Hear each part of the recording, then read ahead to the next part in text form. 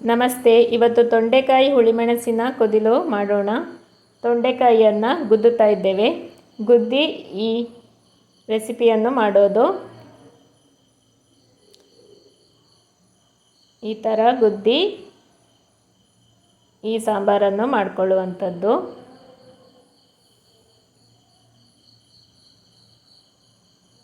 ಆಮೇಲೆ ನೀರು ಹಾಕಿ ಒಮ್ಮೆ ತೊಳ್ಕೊಳ್ಳಿ. ಮತ್ತು ನೀರು ಹಾಕಿ ತೊಂಡೆಕಾಯಿಯನ್ನು ಚೆನ್ನಾಗಿ ಬೇಯಿಸ್ಕೊಳ್ಬೇಕು. ಈ ಸಾಂಬಾರಿಗೆ ನಾವು ಮಸಾಲೆಯನ್ನು ಹುರಿದುಕೊಳ್ಳೋದಿಲ್ಲ. ಈಗ ಮುಳುಗುವಷ್ಟು ನೀರನ್ನು ಹಾಕ್ಕೊಳ್ತಾ ಇದ್ದೇವೆ. ಈಗ ರುಚಿಗೆ ತಕ್ಕಷ್ಟು ಉಪ್ಪು ಮತ್ತು ಒಂದು ತುಂಡು ಬೆಲ್ಲ ಹಾಕಿ ತೊಂಡೆಕಾಯಿಯನ್ನು ಚೆನ್ನಾಗಿ ಬೇಯಿಸ್ಕೊಳ್ಬೇಕು. ನಾವು ಇಲ್ಲಿ ಪಾತ್ರೆಯಲ್ಲೇ ಬೇಯಿಸ್ಕೊಳ್ತಾ ಇದ್ದೇವೆ. ನೀವು ಬೇಕಿದ್ದರೆ ಕುಕ್ಕರ್ನಲ್ಲೂ ಬೇಯಿಸ್ಕೊಳ್ಬಹುದು. ಈಗ ಮಸಾಲೆಗೆ ರೆಡಿ ಮಾಡಿಕೊಳ್ಳೋಣ. ನಾವು ಇಲ್ಲಿ ಅರಶಿನ, ಒಂದು ನಿಂಬೆ ಗಾತ್ರದ ಹುಣಸೆಹಣ್ಣು ಮತ್ತು 4 ಬ್ಯಾಡಗಿ ಮೆಣಸನ್ನು ತೆಗೆದುಕೊಂಡಿದ್ದೇವೆ. ಈಗ 1 ಕಪ್ ತೆಂಗಿನ ತುರಿಯನ್ನು ತೆಗೆದುಕೊಳ್ಳಿ. ತೆಂಗಿನ ತುರಿ ಮತ್ತು ಹುಳಿ, ಮೆಣಸು, ಅರಶಿನ ಇಷ್ಟು ಹಾಕಿ ಚೆನ್ನಾಗಿ ರುಬ್ಕೊಳ್ಬೇಕು. ಸ್ವಲ್ಪ ಸ್ವಲ್ಪನೇ ನೀರು ಹಾಕಿ ರುಬ್ಕೊಳ್ಳಿ. ನಿಮಗೆ ನನ್ನ ವಿಡಿಯೋಗಳು ಇಷ್ಟವಾಗಿದೆ ಎಂದು ಭಾವಿಸ್ತೇನೆ.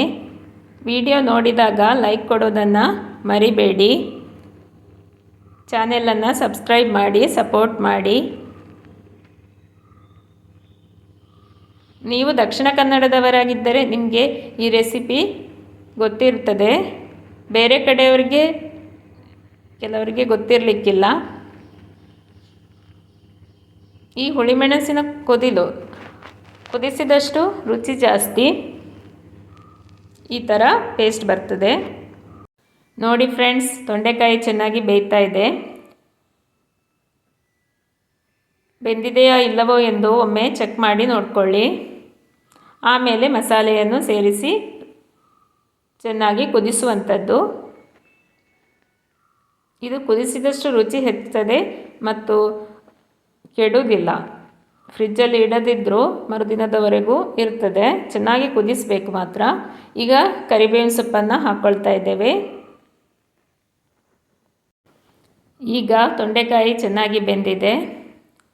ಮಸಾಲೆಯನ್ನು ಸೇರಿಸಿಕೊಳ್ಳುವ ಸಮಯ. ನೀವು ನಿಮ್ಮ ಖಾರಕ್ಕೆ ತಕ್ಕ ಮೆಣಸನ್ನು ಹಾಕ್ಕೊಳ್ಳಿ. ಹುಳಿ ಮತ್ತು ಬೆಲ್ಲ ಸರಿಯಾಗಿ ಸಮ ರುಚಿ ಬರುವ ಹಾಗೆ ಹಾಕ್ಕೊಳ್ಬೇಕು. ಇನ್ನು ಚೆನ್ನಾಗಿ ಕುದಿಸುವಂಥದ್ದು.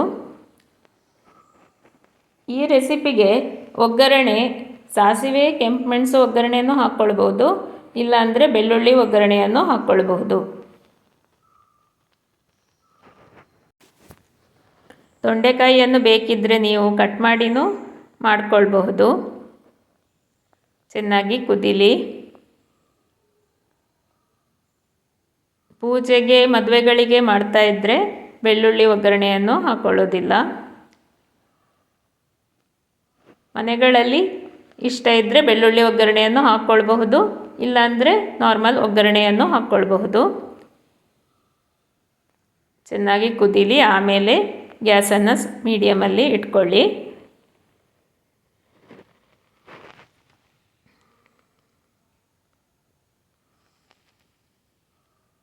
ಇದು ಹಿಂದಿನ ಕಾಲದಲ್ಲಿ ವಿಟ್ಲ ಸೀಮೆಯ ಅಡುಗೆ ಆಗಿತ್ತಂತೆ.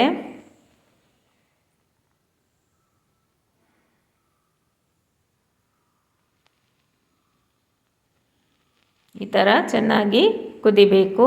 ಆಮೇಲೆ ಒಗ್ಗರಣೆಯನ್ನು ಹಾಕ್ಕೊಳ್ಳುವಂಥದ್ದು. ನೋಡಿ ಫ್ರೆಂಡ್ಸ್, ಯಾವ ಥರ ಕುದೀತಾ ಇದೆ ಅಂತ. ಇನ್ನು ಒಗ್ಗರಣೆಯನ್ನು ಹಾಕ್ಕೊಳ್ಳೋ ಸಮಯ. ಒಗ್ಗರಣೆಗೆ ರೆಡಿ ಮಾಡ್ತಾ ಇದ್ದೇವೆ.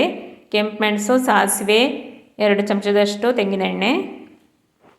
ನೋಡಿ, ಒಗ್ಗರಣೆಗೆ ಇಟ್ಟಿದ್ದೇವೆ. ಒಗ್ಗರಣೆ ಆದ ಕೂಡಲೇ ಹಾಕ್ಕೊಳ್ಳುವಂಥದ್ದು. ನೀವು ಈ ರೆಸಿಪಿಯನ್ನು ತಪ್ಪದೇ ಟ್ರೈ ಮಾಡಿ. ಹೇಗೆ ಬಂದಿದೆ ಎಂದು ಕಮೆಂಟ್ ಮೂಲಕ ತಿಳಿಸಿ. ಯಾರೆಲ್ಲ ಈ ರೆಸಿಪಿಯನ್ನು ಮೊದಲೇ ಮಾಡ್ತಾ ಇದ್ದೀರಾ ಎಂದು ಕಮೆಂಟ್ ಮೂಲಕ ತಿಳಿಸಿ. ಈಗ ಒಗ್ಗರಣೆಯನ್ನು ಹಾಕ್ಕೊಳ್ತಾ ಇದ್ದೇವೆ. ನಿಮಗೆ ಈ ವಿಡಿಯೋ ಇಷ್ಟವಾಗಿದ್ದಲ್ಲಿ ನನ್ನ ಚಾನೆಲನ್ನು ಲೈಕ್, ಶೇರ್, ಸಬ್ಸ್ಕ್ರೈಬ್ ಮಾಡಿ.